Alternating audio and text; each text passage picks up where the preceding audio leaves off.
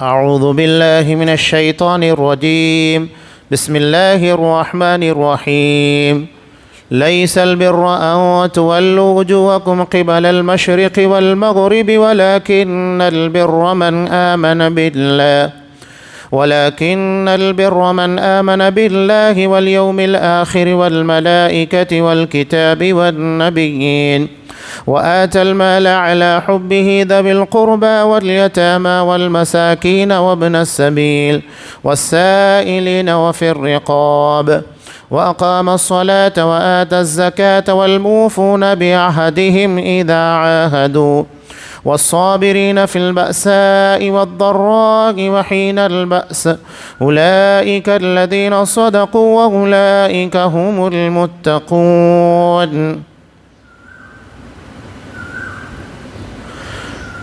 ساری اچھائی مشرق و مغرب کی طرف منہ کرنے میں ہی نہیں بلکہ حقیقتاً اچھا وہ شخص ہے جو اللہ تعالیٰ پر، قیامت کے دن پر، فرشتوں پر، کتاب اللہ پر اور نبیوں پر ایمان رکھنے والا ہو، جو مال سے محبت کرنے کے باوجود قرابت داروں، یتیموں، مسکینوں، مسافروں اور سوال کرنے والے کو دے، غلاموں کو آزاد کرے، نماز کی پابندی اور زکوٰۃ کی ادائیگی کرے، جب وعدہ کرے تب اسے پورا کرے، تنگ دستی، دکھ درد اور لڑائی کے وقت صبر کرے، یہی سچے لوگ ہیں اور یہی پرہیزگار ہیں۔ سورہ بقرہ آیت نمبر 177۔ محترم سامعین، عزیز ماں اور بہنوں، سورہ بقرہ کی یہ جو آیت آپ کے سامنے تلاوت اور ترجمے کے ساتھ پیش کی گئی، انتہائی اہم آیت ہے ایمانیات کے باب میں۔ سب سے پہلے سمجھ لیجئے کہ یہ آیت نازل ہوئی یہود کے جواب میں۔ یہود اور نصارہ اکثر و بیشتر اعتراض کیا کرتے تھے قبلے کی تبدیلی کے بارے میں۔ ہمارے یہاں پر بھی دیکھیے کہ اگر کوئی ایک مدعا اٹھا لیا گیا، حالانکہ اس کا جواب دے دیا جاتا ہے لیکن بار بار اٹھایا جاتا ہے، جیسا کہ اسلام کے بہت سارے معاملات، طلاق کے بارے میں، شادیوں کے تعدد ازدواج کے بارے میں، اور قرآن مجید کی کچھ آیات کے بارے میں، اس کے بیک گراؤنڈ، پس منظر کو ہٹا کر کہ یہ آیتیں حقیقت میں دہشت گردی کی تعلیم دیتی ہیں، سارے جوابات دیے جا چکے ہیں۔ اس کے باوجود آپ دیکھیے کہ وقتاً فوقتاً ان ساری چیزوں کو مدعا بنایا جاتا ہے۔ اس کا مطلب یہ ہے لوگوں کو گمراہ کرنا ہے، لوگوں کو اسلام کے بارے میں متنفر کرنا ہے۔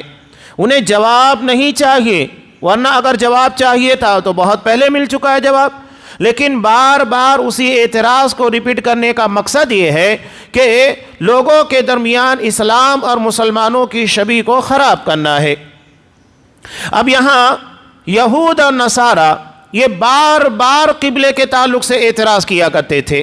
قرآن مجید نے انہی لوگوں کو یہاں پر جواب دیا ہے کہ یہ جو بیت المقدس کو اپنا قبلہ مانتے ہیں، ان لوگوں کے درمیان خود اختلاف ہے۔ یعنی جو نصارہ ہیں یہ بیت المقدس کے مشرقی حصے کو قبلہ بناتے ہیں، اور جو یہود ہیں وہ مغربی جانب کو قبلہ بناتے ہیں، یعنی ایک ہی قبلے کے بارے میں ان لوگوں کے درمیان اختلاف ہے۔ ایک مشرق کی جانب منہ کرتا ہے، ایک مغرب کی جانب منہ کرتا ہے۔ تو قرآن مجید نے وہی کہا لَيْسَ الْبِرَّ أَن تُوَلُّوا وُجُوهَكُمْ قِبَلَ الْمَشْرِقِ وَالْمَغْرِبِ، کہ نیکی یہ نہیں ہے کہ اپنے چہرے کو مشرق یا مغرب کی طرف کر لیا جائے۔ اصل نیکی کیا ہے؟ قرآن مجید نے یہ بیان کیا۔ اصل نیکی یہ ہے جو قرآن بیان کر رہا ہے۔ جو مدعا تم اٹھا رہے ہو اس کے بارے میں تمہارے درمیان اتنا سارا اختلاف خود موجود ہے۔ مسلمانوں کے پر اعتراض کرنا یہ تمہارے نزدیک جائز ہی نہیں ہے، اس لیے کہ تم خود اختلاف میں پڑے ہوئے ہو۔ اب یہی معاملہ اگر دیکھا جائے مسلمانوں کے درمیان بہت ساری چیزیں چلتی ہیں۔ اگر کوئی قرآن و حدیث کے پر اعتراض کرتا ہے، آپ انہی لوگوں کے درمیان اس طرح کے مسائل پیش کریں گے، سمجھ میں آئے گا۔ اب یہاں جیسا کہ عمومی طور پر مسلمانوں کے درمیان ایک مدعا اٹھایا جاتا ہے، چاروں امام برحق، چاروں مسلک برحق۔ کیسے برحق ہے بھائی؟ اگر ہم عقیدے کی بات چھوڑ دیجئے، عقیدے میں تو اختلاف ہے ہی، یہاں عام مسائل کی بات، امام شافعی کے نزدیک اگر کوئی شخص سورہ فاتحہ نہیں پڑھتا ہے اس کی نماز ہی نہیں، اور اس کے بالمقابل اگر امام ابو حنیفہ رحمۃ اللہ علیہ کا ماننے والا کوئی شخص حنفی ہے تو اگر وہ امام کے پیچھے سورہ فاتحہ پڑھتا ہے تو امام صاحب کہتے ہیں اس کے منہ میں انگار۔ اب بتائیے دونوں کے درمیان اتنا اختلاف، آپ کہہ رہے ہیں کہ دونوں برحق، یہ کیسے ہو سکتا ہے؟ ایک کہتا ہے کہ سورہ فاتحہ کے بغیر نماز ہی نہیں، اور ایک کہتا ہے کہ سورہ فاتحہ پڑھنے کے بعد منہ میں انگار ڈالی جائے گی۔ تو یہ چیزیں اگر اٹھا کر دیکھیں تو خود ہمیں سمجھ میں آئے گا کہ خود ان لوگوں کے درمیان اس طرح کے بہت سارے مسائل ہیں۔ تو قرآن وہی کہہ رہا ہے نیکی یہ نہیں ہے کہ اپنے چہرے کو مشرق یا مغرب کی جانب کر لو، اصل نیکی کیا ہے؟ اللہ پر ایمان رکھنا۔ اب یہاں اگر دیکھا جائے ایمان باللہ، آخرت پر ایمان، فرشتوں کے پر ایمان، اللہ کی کتاب، نبیوں کے پر، یہ جو ایمانیات کی پوری تفصیل بیان کی گئی ہے، ہر چیز اپنی جگہ کے پر ایک موضوع رکھتی ہے۔ یعنی اللہ کے پر ایمان اگر یہ کہا جائے تو اس کا مطلب یہ کہ بہت ساری تفصیل اس کے اندر آ جاتی ہے۔ اگر ہم آسان لفظوں کے اندر کہیں، انتہائی اختصار کے ساتھ، سب سے پہلے اللہ کے بارے میں ہمارا ایمان و یقین کہ اللہ تبارک و تعالی ازل سے موجود ہے، اور اللہ نے کسی کو جنا نہیں، نہ اللہ کو کسی نے جنا، یہ سب ایمانیات کے حصے ہیں۔ اس کے بغیر ایمان مکمل نہیں ہوگا۔ اور ایمان کے تعلق سے سب سے پہلے اللہ کے بارے میں یہ طے کیا جائے گا جو خود اللہ بتاتا ہے کہ وہ عرش کے پر مستوی ہے۔ یہ نہیں کہ لوگ اپنے اعتبار سے عقیدہ بنا کر رکھے ہیں کہ اللہ نعوذ باللہ ہر جگہ موجود ہے، یہ تو غیر مسلموں سے اخذ کیا ہوا عقیدہ ہے، یہ مسلمانوں کا قرآن و حدیث کا عقیدہ نہیں ہے۔ آج بھی آپ دیکھیے کہ اللہ کے بارے میں ایسے عقیدے مسلمانوں کے درمیان، اللہ رحم کرے، تو کیا یہ اللہ کے پر ایمان ہے؟ یہاں علماء بیان کرتے ہیں نعوذ باللہ کہ اللہ لا مکانی ہے، یعنی اللہ کا کوئی مکان نہیں۔ اگر اللہ کے بارے میں یہ کہہ دیا جائے کہ اللہ اوپر ہے، نیچے ہے، دائیں ہے، بائیں ہے، آگے ہے، پیچھے ہے، اس کا مطلب ہم اللہ کو ایک جگہ مقید کر رہے ہیں، نعوذ باللہ۔ جبکہ قرآن نے اللہ کے تعلق سے صفت علو کا تذکرہ کیا۔ صفت علو یعنی اپنی تمام تر مخلوقات سے بلند۔ اللہ کی ایک صفت کیا ہے؟ علی۔ قرآن کیا کہتا ہے؟ وَهُوَ الْعَلِيُّ الْعَظِيمُ، اللہ علی ہے۔ علی کا مطلب سب سے بلند، اور عظیم یعنی سب سے عظیم ہے، بزرگی والا، یعنی اس کے تمام کاموں کے اندر اس کی عظمت جھلکتی ہے۔ تو اللہ کے بارے میں جب یہ ایمان ہوگا تو ہم یہ یقین رکھیں کہ اللہ تبارک و تعالیٰ نے ہی تمام چیزوں کو وجود بخشا ہے، وہ خالق ہے، وہ مالک ہے۔ اور اللہ کے بارے میں توحید کی جو 3 اہم صفات کہ اللہ تبارک و تعالیٰ الہی الوہیت میں یعنی معبود ہونے میں اکیلا ہے، اس کے بعد اللہ تبارک و تعالیٰ کے بارے میں صفت ربوبیت، توحید ربوبیت جس کو کہا جاتا ہے، یعنی اللہ تبارک و تعالیٰ رب ہونے میں اکیلا ہے، اللہ کا کوئی شریک نہیں، نہ تو عبادت میں، نہ تو کائنات کے پیدا کرنے اور کائنات کے تمام چیزوں کو چلانے میں۔ اور اس کے بعد ہے توحید اسماء و صفات، اللہ کے جو پیارے پیارے نام ہیں جن کے بارے میں خود اللہ نے بیان کیا، وَلِلَّهِ الْأَسْمَاءُ الْحُسْنَى فَادْعُوهُ بِهَا، کہ اللہ کے پیارے پیارے نام ہیں، ان ناموں کے ذریعے اللہ سے دعا کرو، اسے پکارو۔ تو یہ انتہائی اختصار کے ساتھ اب اگر کوئی اللہ کی توحید میں خلل ڈالتا ہے، جیسا کہ اس کی عبادت کرنا چاہیے تو اللہ تبارک و تعالیٰ کی عبادت سے ساتھ کسی کی عبادت کرتا ہے، یا تو اللہ تبارک و تعالیٰ کے بارے میں اس کا یہ عقیدہ ہے کہ وہ ہر جگہ موجود ہے یا اس کا کوئی مکان نہیں، یہ ساری عقیدے اور اللہ کے پر ایمان کی خرابی کے نتیجے ہیں۔ تو اللہ کے پر ایمان کا تقاضا یہ ہے کہ جس طرح اس کے پر ایمان و یقین ہونا چاہیے، اس کی توحید الوہیت پر، توحید ربوبیت کے پر، توحید اسماء و صفات کے پر، اسی طرح ہمیں اللہ پر ایمان رکھنا ہے۔ اس کے بعد اللہ نے تذکرہ کیا وَالْيَوْمِ الْآخِرِ، آخرت کے دن کے پر ایمان۔ آخرت کے دن کے پر یعنی قیامت کے دن کے بارے میں ہمارا ایمان کیا ہے؟ اللہ مالک یوم الدین ہے، یعنی قیامت آنے والی ہے، برحق ہے، کوئی اس کا انکار کرے تب بھی اسے قیامت کے دن اللہ کے ہاں پیش ہونا ہے۔ ایسا نہیں ہے کہ انکار کرنے کی وجہ سے قیامت کے دن اس کو کھڑا نہیں کیا جائے گا۔ جیسا کہ دنیا میں اگر کوئی بچہ یہ کہے کہ نہیں میں ایگزام نہیں دوں گا، ٹھیک ہے ایگزام دینے مت جا، کوئی مسئلہ نہیں، کوئی اس کا کان پکڑ کر یا اسے اٹھا کر ایگزام ہال کے اندر لے جا کر نہیں رکھے گا۔ لیکن قیامت ایسی نہیں ہے، قیامت یقیناً آنے والی ہے، مانو کہ نہیں مانو قیامت کے دن ہر کسی کو پیش ہونا ہے، اللہ کو جواب دینا ہے، اپنی زندگی کا پورا حساب و کتاب ہوگا۔ یہ آخرت کے پر ایمان ہے، اور وہاں بے لاگ انصاف ہوگا۔ یہاں تک کہ انسان کی بات چھوڑیے، اگر کسی جانور نے کسی کے ساتھ ظلم اور زیادتی کی ہے وہاں پر انصاف ہوگا۔ آپ صلی اللہ علیہ وسلم نے کہا کہ اگر بغیر سینگ والی بکری کو سینگ والی بکری نے مارا ہے تو اللہ بغیر سینگ والی کو سینگ دے گا تاکہ وہ اپنا انتقام لے، اپنا بدلہ لے۔ یہ تو جانوروں کے درمیان ہے، عام انسانوں کا معاملہ کتنا سخت ہوگا آپ اس سے اندازہ لگا سکتے ہیں۔ یہی وجہ ہے کہ آپ صلی اللہ علیہ وسلم اپنی وفات سے چند روز قبل جب نماز پڑھاتے ہیں، نماز کے پڑھانے کے بعد منبر کے پر تشریف لاتے ہیں اور کہتے ہیں کہ دیکھو اگر میں نے کسی کا کچھ لیا ہے یعنی کچھ قرض باقی ہے یا کسی کے پر میں نے زیادتی کی ہے تو آج یہاں پر میں موجود ہوں، وہ اپنا بدلہ لے لے۔ ایک صحابی کھڑے ہوئے کہا کہ اللہ کے رسول میرے 3 درہم آپ کی طرف باقی ہے، آپ نے کسی طرح کی باز پرسو نہیں کی، میں نے کب لیا، کس کام سے لیا تھا، کون گواہ ہے، نہیں۔ جیسے ہی انہوں نے کہا کہ 3 درہم باقی ہیں، فوراً آپ صلی اللہ علیہ وسلم نے اپنے چچا زاد بھائی فضل بن عباس رضی اللہ تعالیٰ عنہ کو کہا کہ ان کا قرض انہیں لوٹا دیا جائے۔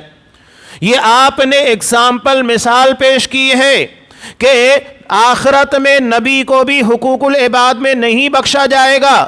اگر وہ کسی قسم کی زیادتی کا شکار ہوا ہے تو اللہ کے ہاں جواب دینا ہوگا۔ تو سوچئے جب نبی کا معاملہ یہ ہے تو عام انسانوں کا معاملہ کیا ہوگا۔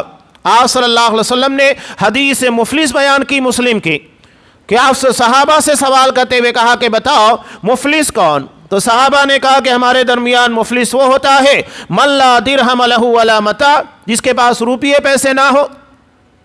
آپ صلی اللہ علیہ وسلم نے کہا کہ نہیں، میری امت کا مفلس کون ہوگا؟ یاتی یوم القیامت بصلاۃ وزکاۃ وصیام، جو قیامت کے دن نماز، روزے، زکوٰۃ کی نیکیاں لے کر آئے گا۔ ویاتی قد شتم ھذا وقذف ھذا واکل مال ھذا وقتل وسفک دم ھذا، وہ قیامت کے دن اس حال میں آئے گا کہ کسی کو پر بہتان تراشی کی ہوگی، کسی کے پر الزام لگایا ہوگا، گالی دی ہوگی، مال ناجائز طریقے سے کھایا ہوگا، کسی کو مارا ہوگا، کسی کا خون بہایا ہوگا۔ تو یہ سارے کے سارے مظلومین جو دنیا میں اپنا انتقام، اپنا بدلہ نہیں لے پائے تھے، یہ قیامت کے دن اللہ کے یہاں پر پیش ہوں گے اور پیش ہونے کے بعد اپنا انتقام، اپنا بدلہ لیں گے۔ اللہ اب آخرت کے دن تو ایسا نہیں ہوگا کہ روپیے پیسے لیے جائیں، چنانچہ نہ وہ بدلہ کا معاملہ ہوگا، وہاں اس کی گمراہیوں، اس کی ظلم اور زیادتیوں کے لیے نیکیاں لی جائے گی۔ اب وہ نماز ہے، روزہ ہے، زکوٰۃ ہے، ان تمام نیکیوں کو لے کر آئے گا اور آخرت میں ان کی ان نیکیوں کو اس کے ظلم کے بقدر مظلوموں کے درمیان تقسیم کیا جائے گا، یہاں تک کہ نتیجہ یہ نکلے گا اس کی ساری نیکیاں ختم ہو جائے گی اور مظلومین باقی ہوں گے۔ اللہ کے یہاں آخرت میں بے لاگ عدل ہوگا، چنانچہ ان لوگوں کی جو خطائیں اور غلطیاں تھی جن کی سزا انہیں ملنی چاہیے تھی، اللہ تبارک و تعالی اتنی سزا معاف کر کے، ختم کر کے اس ظالم کے پر لاد دے گا کہ وہ سزا تجھے بھگتنا ہے۔ اس طرح آخرت کے دن انصاف ہونے والا ہے۔ تو یہ آخرت کے پر ایمان کا نتیجہ ہے۔ اصحاب کرام کی زندگی کے اندر اتنی بڑی تبدیلی کس بنیاد کے پر پیدا ہوئی؟ آخرت کے عقیدے کی بنیاد پر۔ اگر ہم اپنی تجارت یا تو گھر میں رہتے ہوئے، دوستوں کے ساتھ رہتے ہوئے، پڑوسیوں کے ساتھ رہتے ہوئے، عام زندگی گزارتے ہوئے آخرت کا تصور جتنا زیادہ پختہ رکھیں گے، یاد رکھیے ہماری زندگی میں اتنی خطائیں کم ہوگی۔ اس لیے کہ ہمیں معلوم ہے کہ دنیا میں بچ سکتے ہیں، آخرت میں بچنے والے نہیں ہیں، وہاں ہمیں اللہ کو جواب دینا ہوگا۔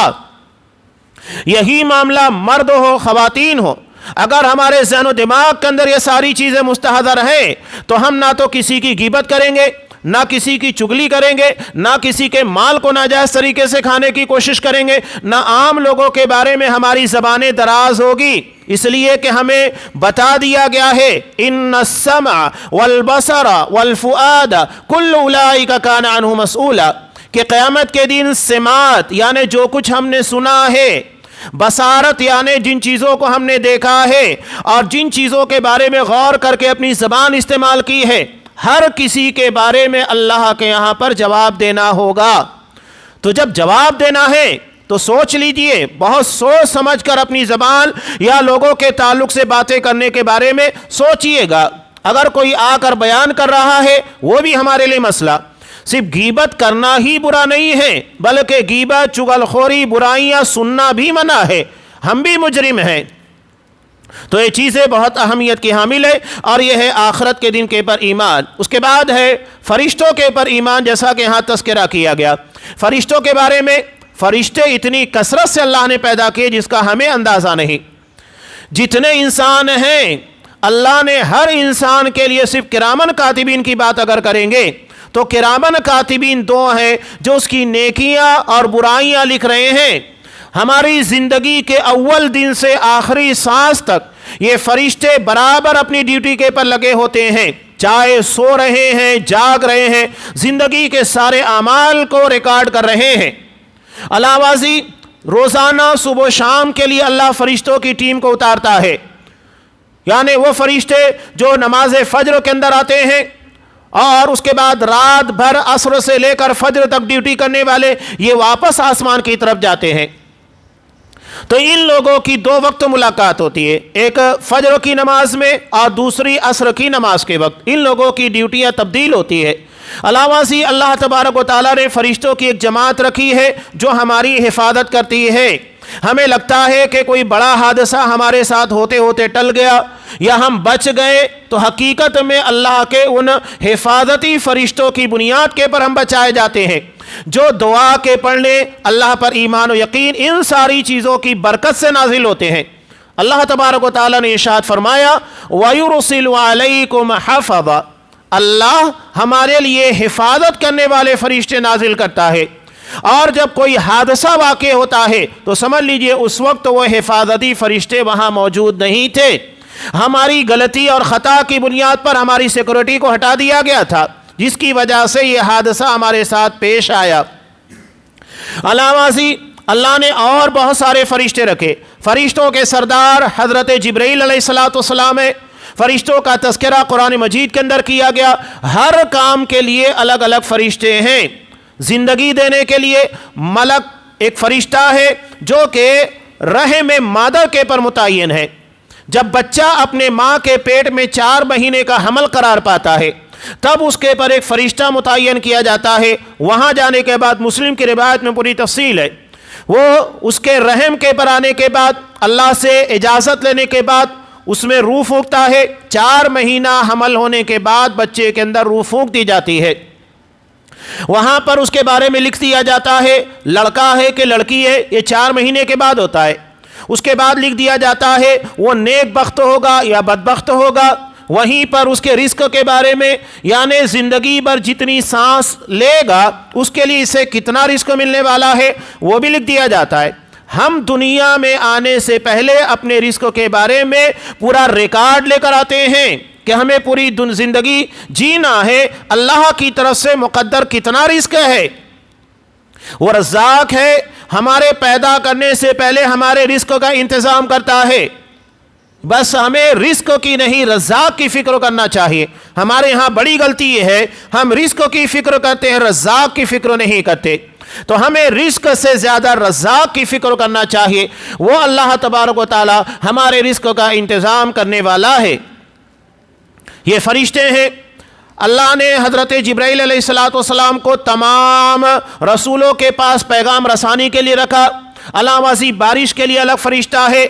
سور لے کر کھڑے ہوئے حضرت اسرافیل ہیں، وہ فرشتے متعین ہیں۔ جب سے اللہ نے ان کو پیدا کیا وہ ہاتھ میں سور لیے ہوئے اللہ کے حکم کے انتظار میں ہیں۔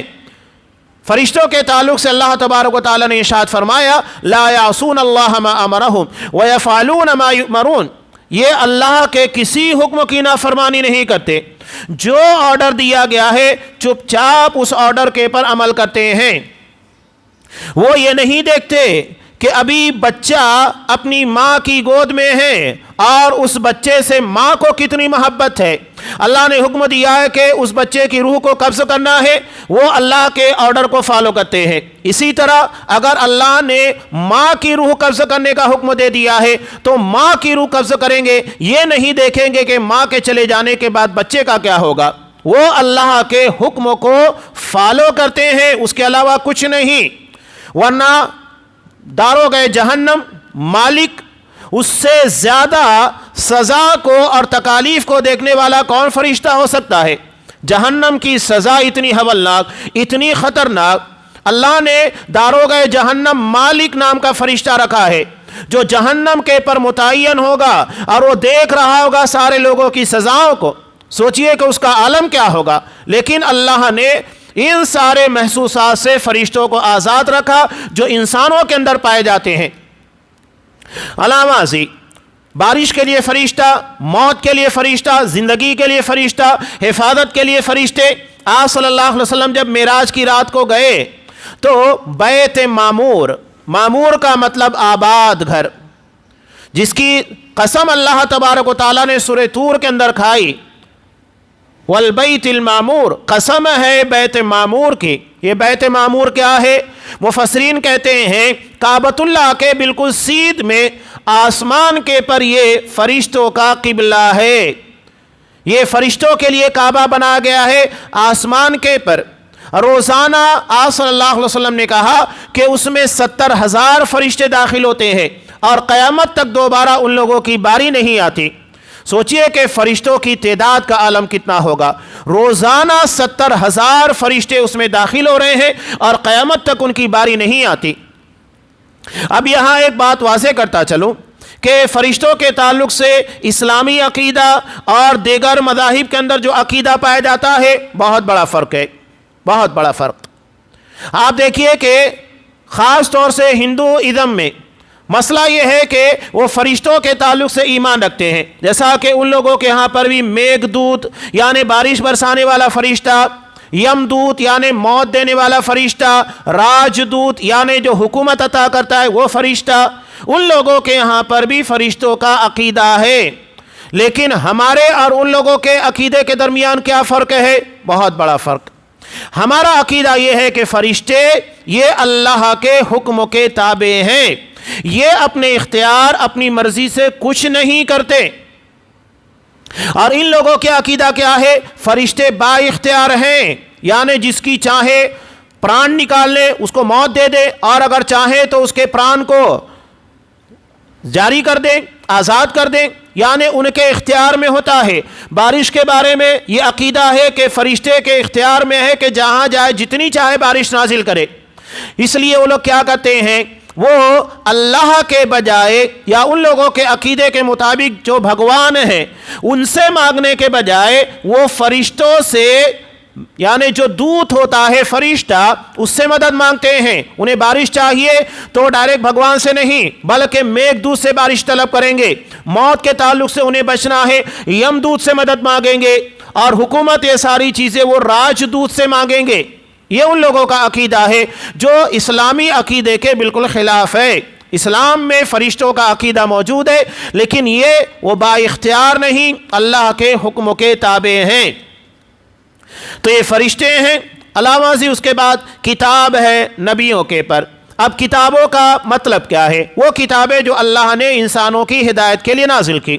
قرآن مجید میں 4 کتابوں کا تذکرہ ہے، زبور، تورات، انجیل، قرآن مجید۔ ان ساری کتابوں پر ہمارا ایمان ہے، لیکن ہم کس کتاب کے فالوور ہیں؟ وہ ہماری اپنی کتاب قرآن مجید ہے۔ اب تورات کے اندر کیا ہے، انجیل کے اندر کیا ہے، زبور کے اندر کیا ہے، اس کے پر ہمارا ایمان ہے کہ اللہ نے اس کو نازل کیا۔ یہ بات الگ ہے کہ اس کے اندر تحریف کر دی گئی، قرآن مجید نے خود بیان کیا۔ تو تورات انجیل کے پر تو ہمارا ایمان اور یقین ہے کہ یقیناً اللہ نے ان کتابوں کو اس وقت کی امت کی ہدایت کے لیے نازل کیا۔ اور ہماری ہدایت کے لیے قرآن مجید کو اللہ نے نازل کیا ہے۔ اب تورات انجیل کے پر ہمارا ایمان ہوگا، لیکن عمل صرف قرآن مجید کے پر ہوگا، یہ فرق یاد رکھیے گا۔ اس کے بعد ہے نبیوں پر، تمام انبیاء کے پر، چاہے ان کا تذکرہ قرآن مجید میں کیا گیا ہے یا نہیں کیا گیا۔ یہی معاملہ کتابوں کا ہے، چاہے ان کا تذکرہ قرآن میں ہے یا نہیں ہے۔ ہم جتنی کتابوں کا نام کے ساتھ تذکرہ کیا گیا ہے، نام کے ساتھ ایمان رکھیں گے، اور جن کا نام نہیں لیا گیا تو ہم اس کے پر مجمل ایمان رکھیں گے۔ جو بھی کتابیں اللہ نے نازل کی اس پر ہمارا ایمان ہے۔ اب ایمانیات کا تذکرہ کرنے کے بعد اب یہاں پر حقوق العباد کا تذکرہ ہے۔ سب سے پہلے تذکرہ کیا گیا وَآتَ الْمَالَ عَلَى حُبِّهِ، اللہ کی محبت میں اپنا مال دیتے ہیں، یعنی بنیاد اللہ کی محبت ہے۔ یہ نہیں کہ دنیاوی ریاکاری یا لوگوں کے درمیان فیاض سخی اور اپنے آپ کو بہت زیادہ خرچ کرنے والا، اس طرح کا سوچ اور نظریہ اگر ہے تو غلط ہے۔ کسی بھی عبادت کی روح اخلاص ہوتی ہے، صرف اللہ کی رضا کے لیے کرنے کا جذبہ۔ اگر یہ اخلاص فنا ہو جائے، ہماری عبادت بے معنی ہے، بے حیثیت ہے، اللہ کے ہاں اس کا کوئی اجر نہیں ہے، تو اپنی نیتوں کے اندر اخلاص پیدا کیجئے۔ اسی لیے امام بخاری رحمۃ اللہ علیہ سب سے پہلے جس روایت کو لا کر بیان کیا ہے وہ ہے انما الاعمال بالنیات، سارے اعمال صالحہ کا دار و مدار نیتوں پر ہے۔ قرآن صاف کہتا ہے وَمَا أُمِرُوا إِلَّا لِيَعْبُدُوا اللَّهَ مُخْلِصِينَ لَهُ الدِّينَ، لوگوں کو اسی بات کا حکم دیا گیا ہے کہ وہ خالص اللہ کے لیے دین کے پر عمل کرے اور اس کی اطاعت کرے اور دین کے مطابق چلیں۔ تو یہاں کتاب ہے، نبی، ان ساری چیزوں کے تذکرے کے بعد اللہ کی راہ میں اللہ کی محبت، اللہ کی رضا کے لیے مال خرچ کرنے کا حکم دیا گیا ہے۔ کن لوگوں کے پر یہ مال خرچ کیا جائے گا؟ سب سے پہلے ہے ذوی القربہ، جو ہمارے قرابت دار ہیں، قریبی رشتہ دار، ان لوگوں کے پر۔ اب یہاں کچھ چیزیں تھوڑا عجیب بھی ہے۔ اب یہاں ایک بات یاد رکھیے گا کہ ہمارا قریبی رشتہ دار یا دور کا رشتہ دار جو بھی ہے، ان لوگوں کے پر خرچ کرنے کا دوہرا فائدہ ہے۔ اسی لیے میں اکثر کہا کرتا ہوں زکوٰۃ، صدقات، قرآن مجید نے جب سے سب سے پہلے قرابت داروں کا تذکرہ کیا ہے تو ہمیں کوشش کرنا چاہیے کہ ہمارے زکوٰۃ اور صدقات قرابت داروں کے پر خرچ کیے جائیں۔ اس میں دوہرا اجر ہے، ایک تو ہم صدقہ دے رہے ہیں، زکوٰۃ دے رہے ہیں، وہ اس کا اجر ملے گا، اور دوسرے قرابت داری، رشتہ داری کو نبھانے کا اجر ہے، دوہرا اجر ملتا ہے۔ آپ اگر کسی اور کو دیتے ٹھیک ہے، اگر ضرورت مند ہے تو آپ دیجئے گا، وہ مستحق ہے، لیکن وہاں پر آپ کو ایک ہرا اجر ملے گا، یعنی صرف زکوٰۃ اور صدقات کے دینے کا۔ جبکہ رشتہ داروں کو دینے کا فائدہ کیا ہے؟ آپ کو رشتہ داری نبھانے کا بھی اجر ملے گا، دوہرا اجر دیا جائے گا۔ امام مسلم رحمۃ اللہ علیہ نے ایک طویل روایت کو نقل کیا، حضرت عبداللہ ابن مسعود رضی اللہ تعالیٰ عنہ، ان کی بیوی زینب تھی، مالدار تھی، اللہ نے مال عطا کیا تھا۔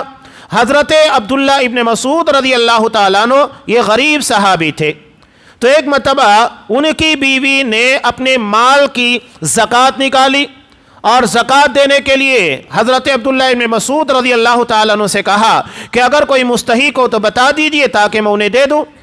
تو حضرت عبداللہ ابن مسعود رضی اللہ تعالیٰ عنہ نے کہا مجھ سے بڑا مستحق کون ہے، وہ زکوٰۃ مجھے دے دو۔ انہوں نے کہا کہ کیسے، تم میرے شوہر ہو، میں تمہیں کیسے زکوٰۃ دوں؟ تو یہ مسئلہ پوچھنے کے لیے ان کی بیوی آپ صلی اللہ علیہ وسلم کے گھر پر گئی۔ اب وہاں جانے کے بعد پتہ لگا کہ زینب نام کی ایک صحابیہ اور بھی اسی طرح کا مسئلہ لے کر پہنچی ہوئی تھی۔ چنانچہ آپ صلی اللہ علیہ وسلم کے پاس انہوں نے حضرت بلال رضی اللہ تعالیٰ عنہ کو بھیجا اور وہ گئے اور یہ مسئلہ بیان کیا، لیکن ان لوگوں نے منع کر دیا تھا کہ نام مت بتانا، بس کہہ دینا کہ زینب نے پوچھا ہے۔ حالانکہ آپ صلی اللہ علیہ وسلم نے تفصیل طلب کی اور کہا کہ ایو زیانب، کون سی زینب ہے، بہت ساری زینب ہے۔ تب حضرت بلال نے کہہ دیا کہ حضرت عبداللہ ابن مسعود رضی اللہ تعالیٰ عنہ کی بیوی ہیں۔ تب آپ صلی اللہ علیہ وسلم نے کہا کہ انہیں کہو کہ اپنے شوہر کو زکوٰۃ دیں، صدقہ دے دیں، اس صورت میں انہیں دوہرا اجر ملے گا، صدقہ دینے کا، زکوٰۃ دینے کا اور رشتہ داری کو نبھانے کا۔ یہ مسئلہ واضح ہو گیا۔ اب یہاں اس مسئلے کو الٹنا ہے۔ کیا شوہر اپنے بیوی یا بچوں کو، بیٹیوں کو زکوٰۃ دے سکتا ہے؟ یہ بھی ایک مسئلہ ہے۔ نہیں، اس لیے کہ زکوٰۃ ان لوگوں کے پر خرچ نہیں کی جائے گی جو ہمارے ماتحت ہوتے ہیں، جن کی کفالت، جن کے پر خرچ کرنا ہماری ذمہ داری ہے، جیسا کہ ہمارے ماں باپ ہیں، بیوی ہیں، بچے ہیں، یہ ہماری ذمہ داری ہے۔ ہم ان کے پر اپنا ذاتی مال خرچ کریں گے، زکوٰۃ نہیں خرچ کریں گے۔ ہاں، اگر ہمارا اپنا بچہ علیحدہ ہو چکا ہے، وہ الگ رہ رہا ہے، یا بیٹی کی شادی ہو چکی ہے، وہ اپنے مائکے میں رہتی ہے، تب ایسی صورت میں اگر یہ مستحق ہیں تب ان لوگوں کو زکوٰۃ کی رقم دی جائے گی، اس لیے کہ وہ اپنے باپ کی کفالت سے نکل چکے ہیں۔ یہ مسئلہ سمجھنا ضروری ہے۔ کفالت، اخراجات کی ذمہ داری، اس بنیاد کے پر زکوٰۃ دینے اور لینا طے ہوتا ہے۔ اب چونکہ بیوی اپنے شوہر کے اخراجات کی ذمہ دار نہیں ہے، اس بنیاد کے پر بیوی شوہر کو زکوٰۃ دے سکتی ہے، لیکن شوہر اپنی بیوی کو زکوٰۃ نہیں دے سکتا۔ تو یہ رشتہ داریوں کا مسئلہ ہے۔ اس کے بعد قرآن مجید نے کہا وَالْيَتَامَى وَالْمَسَاكِينَ وَابْنَ السَّبِيلِ وَالسَّائِلِينَ، چار الگ الگ قسمیں بیان کی، یتیموں کے لیے، مسکینوں کے لیے اور مسافروں کے لیے۔ وابن السبیل یعنی مسافر۔ کبھی کبھی مسافروں کو مسئلہ ہوتا ہے کہ یہ کسی دوسرے شہر میں جاتے ہیں، جتنی ضرورت کی رقم لے کر آئے تھے خرچ ہو گئی، ہو جاتا ہے اس طرح کے مسائل، یا کوئی اور مسئلہ پیش آ گیا، پیسہ چوری ہو گیا، مال لوٹ لیا گیا، تو ایسی صورت میں گرچہ یہ اپنے شہر کے مالدار ہیں، ان لوگوں کے پر زکوٰۃ اور صدقات خرچ کیے جا سکتے ہیں۔ اس کے بعد ہے سائلین یعنی مانگنے والے۔ اب یہاں مانگنے والوں کا بھی مسئلہ ہے، اتنا ہی مانگنا چاہیے جتنی ضرورت ہے، یہ پیشہ بنانے کا شریعت حکم نہیں دیتی ہے۔ ہمارے یہاں پر دیکھیے کہ باقاعدہ پیشے کی بات چھوڑیے، برادری ہے، یعنی باپ کے بعد بیٹا، بیٹے کے بعد اس کا بیٹا، نسل چل رہی ہے فقیروں کی، بھکاریوں کی، شریعت اس کی اجازت نہیں دیتی ہے۔ ضرورت کے تحت آپ مانگ لیجئے۔ ہمارے یہاں حیرت ہوتی ہے کہ ان لوگوں کو باقاعدہ پروموٹ کیا جا رہا ہے۔ آپ دیکھیے کہ غیر مسلموں کو بھی مسلم علاقوں میں بھیج دیا جاتا ہے۔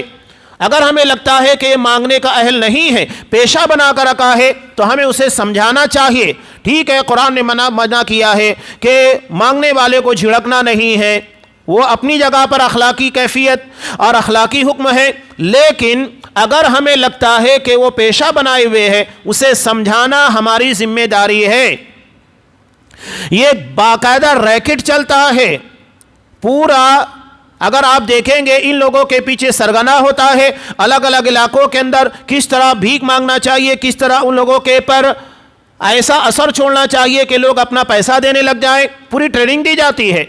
اور ان لوگوں کے کبھی ہاتھ پیر یا ان کو مختلف حصوں سے اپائج بنا کر پیش کیا جاتا ہے۔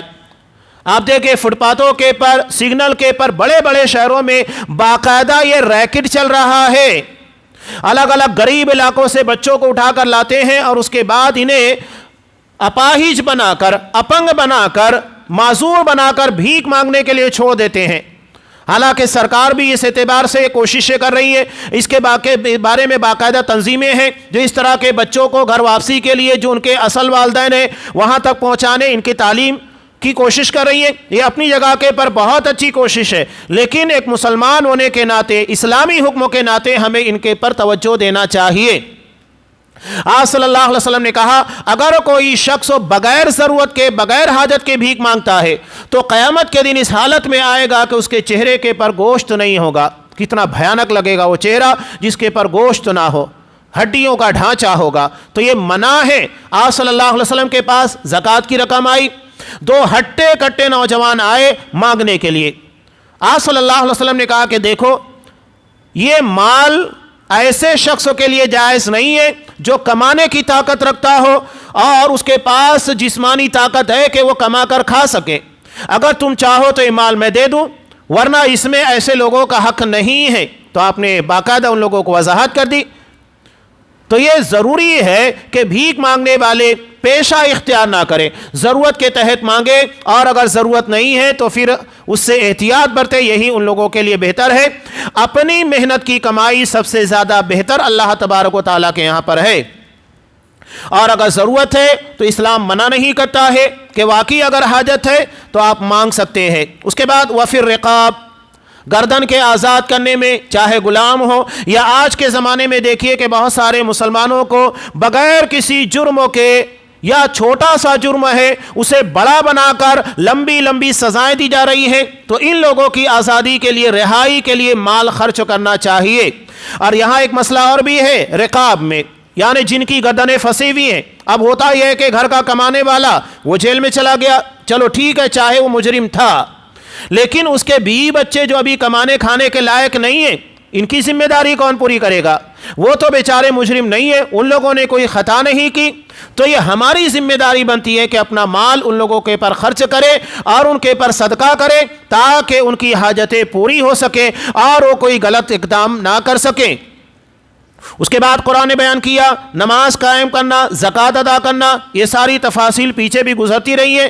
وَالْمُوفُونَ بِعَهْدِهِمْ إِذَا عَاهَدُوا، جو معاہدہ ہوتا ہے اس کی پاسداری کرنا، یہ ہے ایمان۔ اور اس کے بعد وَالصَّابِرِينَ فِي الْبَأْسَاءِ، اور یہ لوگ وَالصَّابِرِينَ فِي الْبَأْسَاءِ وَالضَّرَّاءِ، یہ تنگ دستی، دکھ، درد اور لڑائی کے وقت صبر کرنے والے ہیں۔